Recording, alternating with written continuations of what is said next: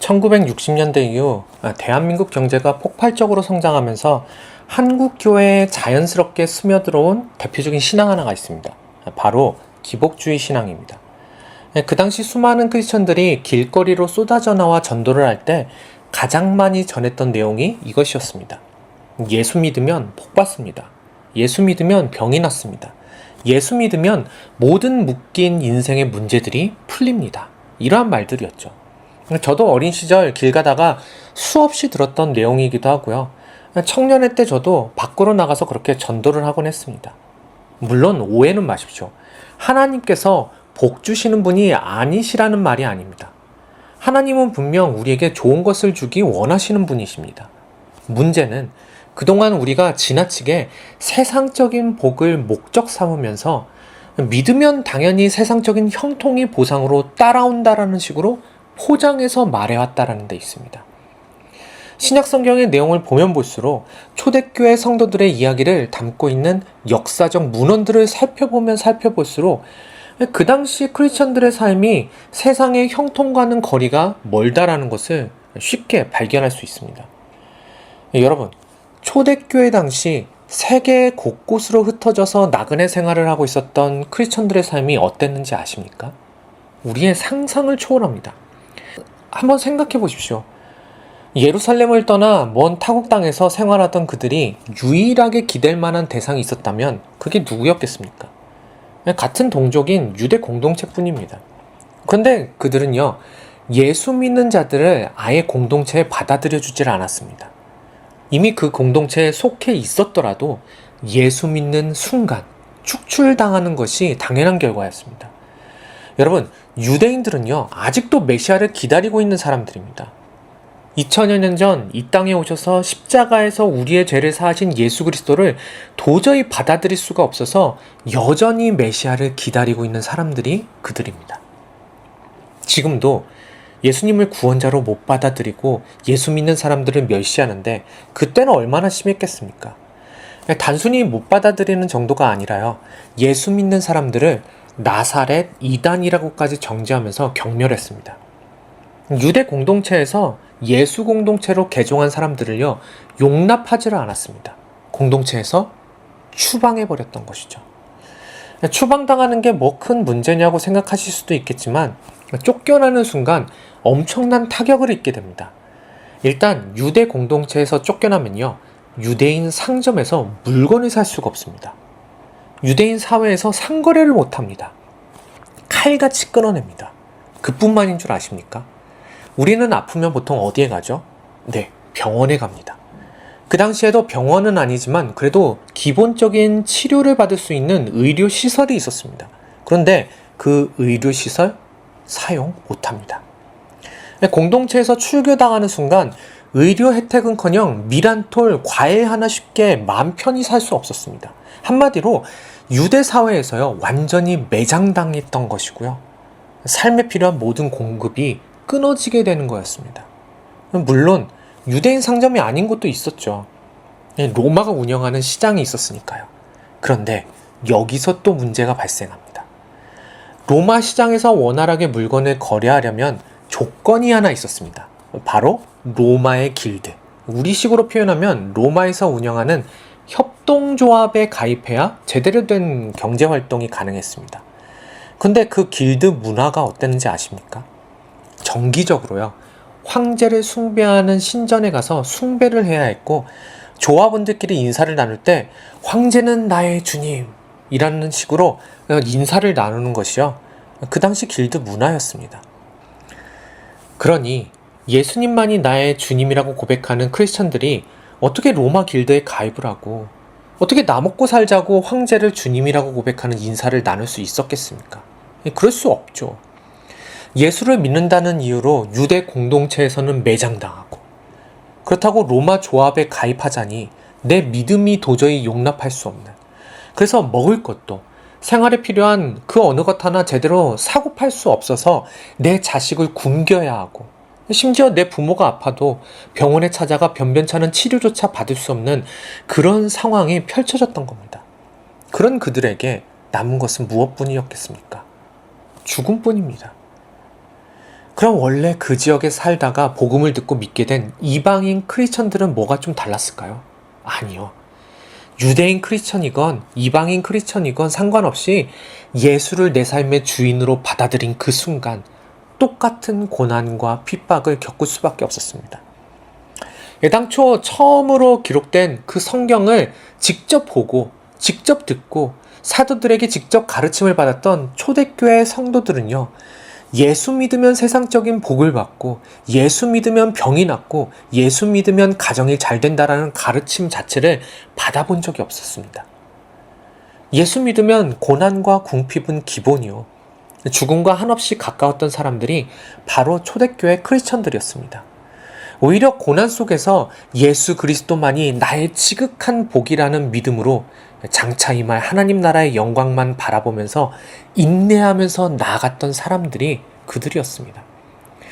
만약 여러분이 지금 초대교회 성도들과 똑같은 상황에 놓여 있다면 어떻게 반응하시겠습니까? 예수 믿는다고 승진이 안 됩니다. 교회 다닌다고 거래가 끊깁니다. 집에 먹을 것이 없어서 자녀들이 굶주리고요.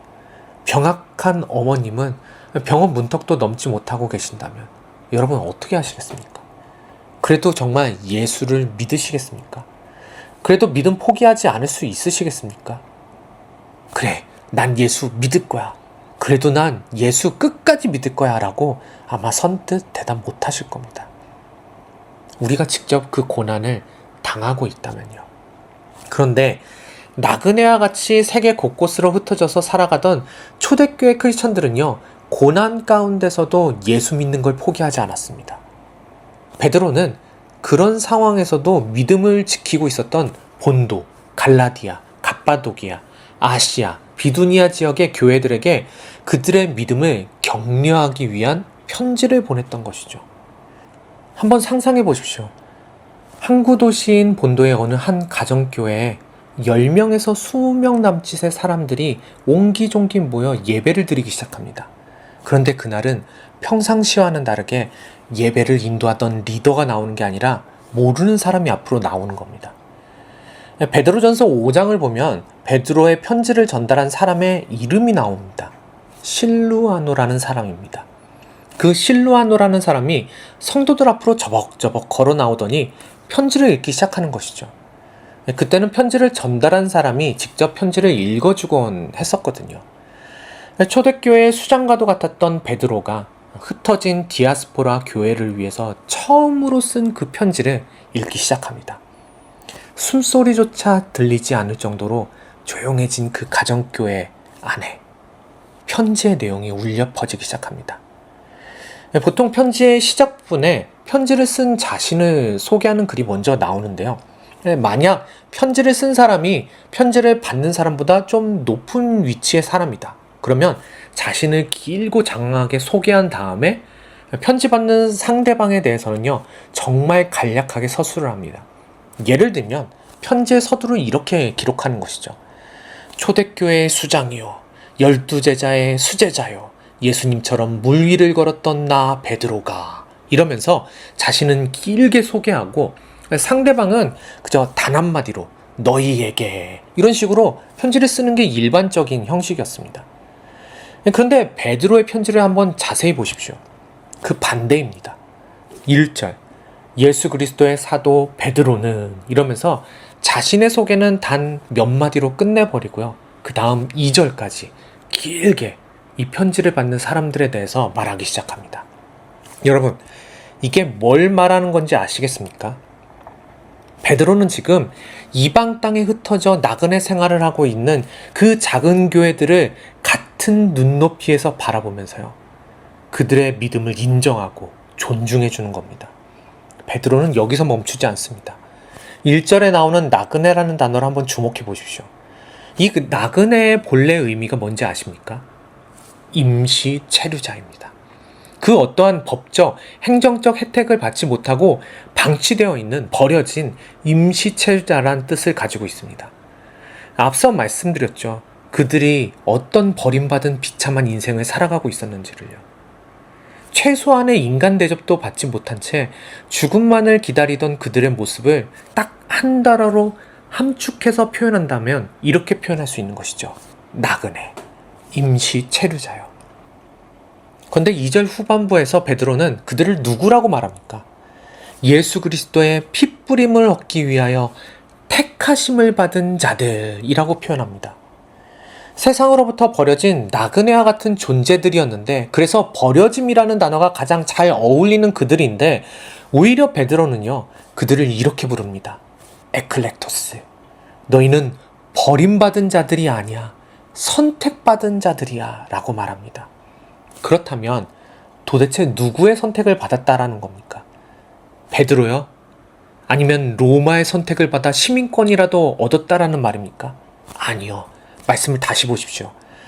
성부 하나님의 미리 계획하심과 성령 하나님의 거룩해 하심과 성자 예수님의 십자가 보혈로 선택받은 삼위일체 하나님의 완전한 협력 가운데 택하신 한낱 인간에 불과한 황제의 선택이 아니라 온 우주의 주인 되시는 삼위 하나님께서 온 힘을 다해 택하신 교회라고 베드로가 분명하게 밝히고 있습니다. 그리고 오늘 이 말씀은요, 우리에게도 동일하게 주어진 말씀입니다. 너희들이 아무리 갈 곳 없는 나그네와 같은 상황이어도, 아무리 적은 수가 모여서 예배드려도 너희는 삼위 하나님께서 온 힘을 다해 선택하고 세우신 귀한 교회야. 이음교회 성도 여러분, 우리는요 그런 교회입니다. 삼위 하나님께서 온 세상 만물을 창조하실 때 펼치신 그 권능과 동일한 권능으로 온 힘을 다해 택하시고 세우신 교회가 바로 우리 교회입니다. 기뻐하십시오.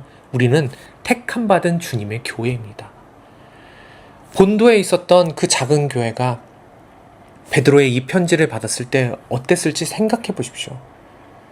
삼위 하나님께서 친히 택하시고 세우신 너희는 진짜 교회야 라고 인정해주는 그 대목에서 오열하지 않았겠습니까? 베드로의 편지는요, 본도에서 멈추지 않았습니다. 편지를 전달하던 실로아노가 갈라디아를 지나 갑바도기아, 아시아를 거쳐서 비두니아까지 전달합니다. 그 모든 교회 성도들이 숨을 죽이고 이 편지의 내용을 들었을 때 그들의 마음은 또 어땠겠습니까? 우리만 고난 가운데 힘겨워하는 줄 알았는데 본도에서도 갑바도기아에서도 흩어진 모든 교회들이 고난 앞에서도 그 믿음 포기하지 않고 있었구나 하면서 그래, 이 믿음 끝까지 포기하지 말자고 다짐하지 않았겠습니까?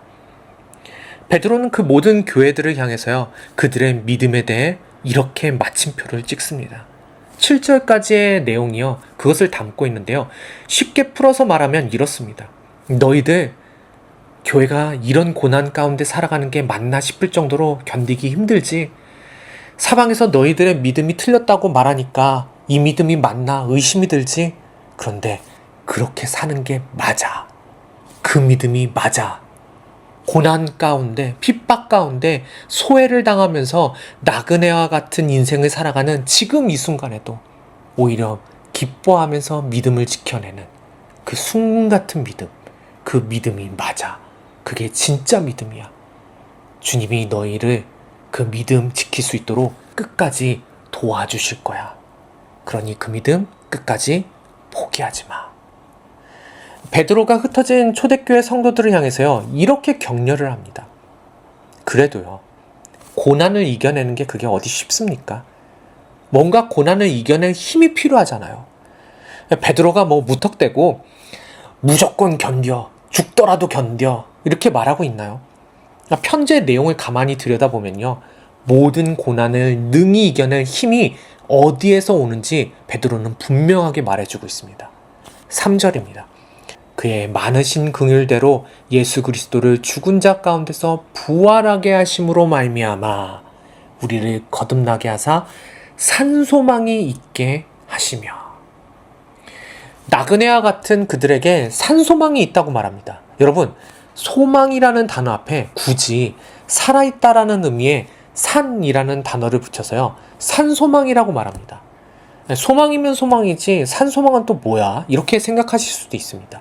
한번 우리가 이 세상에서 소망이라고 생각하는 것들을 모두 다 한번 떠올려 보십시오. 그래, 경제가 살아야 소망이 있지. 경제 성장이 소망이야. 맞아. 저 사람만 있으면 내 인생 필 수 있어. 저 사람이 내 소망이야. 건강하면 뭐든지 할 수 있잖아. 건강이 소망이야. 이렇게 많은 것들을 우리가 소망 삼고서 살아갑니다. 그런데 죽으면요. 죽음 앞에서 우리가 소망이라고 말할 수 있는 게 있습니까? 영원할 것 같은 세상의 모든 소망이 죽음 앞에서는 무의미해집니다. 아무리 찬란해 보이던 소망도요, 죽음 앞에서는요, 끊어진 소망, 죽은 소망, 절망이 됩니다. 지금 베드로의 편지를 받는 본도, 갈라디아, 갑바도기아, 아시아 비두니아의 모든 교회들의 모습이 그렇습니다. 절망스럽습니다. 소망이 안 보입니다. 그런데 그들에게 오히려 소망, 그것도 죽음 앞에서도 사라지지 않는 산소망, 진짜 소망이 있다고 베드로가 말하고 있는 것이죠. 그럼 베드로는 도대체 무엇이 산소망이라고 말하는 겁니까? 예수 그리스도를 죽은 자 가운데서 부활하게 하심으로 말미암아 우리에게 산소망이 있다고 말합니다. 한마디로요, 부활하신 예수님이 우리의 유일한 산소망이라고 말하는 겁니다. 그냥 예수님이 아니라 부활하신 예수님이 우리의 산소망입니다. 우리는 수없이 십자가 부활에 대해서 들어왔어도요, 부활이 어떤 의미를 담고 있는지 그거를 잘 모릅니다. 알더라도 표현을 잘 못합니다. 그렇다면 부활에 어떤 의미가 담겨 있길래 부활의 예수님이 산소망이라고 말하고 있는 겁니까? 부활에는 정말 많은 의미가 담겨져 있죠. 그 중에서 오늘은 짧게 딱 2가지만 살펴볼 겁니다. 나머지는 수요 성경 공부 때 오늘 다루지 못한 모든 것들을 다 깊이 다루도록 하겠습니다. 먼저 예수님께서 부활하셨다라는 것은 이런 의미를 가지고 있습니다. 예를 들어서 어느 한 사람이 죄를 지어서 형무소에 들어가게 되었습니다. 죄값으로 10년형을 선고받아서 10년을 살게 됩니다. 그럼 그 형량을 다 치르고 나면 그 다음에 그 사람은 어떻게 되죠? 출소를 하게 됩니다. 죄값을 다 치렀으니까요. 그렇다면 죄의 삭슨 사망, 이 로마서 말씀에 따라서요, 예수님은 죄가 없으시지만 온 인류의 죄값을 치르시기 위해 십자가에 달려 죽으셨습니다. 죽음으로 우리의 죄값을 치르셨습니다. 그럼 그 죄값 다 치르시고 난 다음에 무슨 일이 벌어져야 합니까? 마치 출소를 하듯 사망의 문을 팍 열어젖히고 나와야 하는 거죠. 사망이 취소되어야 합니다. 그래서 부활의 가장 첫 번째 되는 의미가 이겁니다. 예수님께서 우리의 죄값을 완벽하게 모두 다 치르셨다라는 증거, 그게 죽음의 취소, 부활입니다. 예수님이 우리의 죄값을 완벽하게 다 치르신 부활의 주님이시기 때문에 죄와 사망, 그 죽음이라는 절망에서 우리를 구원하실 수 있는 유일한 산소망이 되시는 겁니다. 이것이 부활의 첫 번째 의미라면은 이것 말고 부활이 가지고 있는 또 다른 중요한 의미가 있죠. 어쩌면 이게 더 중요할지도 모릅니다. 여러분, 예수님이 부활하셨다라는 건 이런 의미 아닙니까? 예수님은 지금도 살아계신다. 우리 주님은, 우리가 믿는 예수님은 죽음의 절망으로 가득한 무덤에 계신 분이 아니라 사망의 문을 열고 나오셔서 오늘, 지금, 이 순간에도 우리와 함께 하시는 살아계신 주님이십니다. 예수님은 살아계십니다. 절망 얼마든지 오라고 하십시오.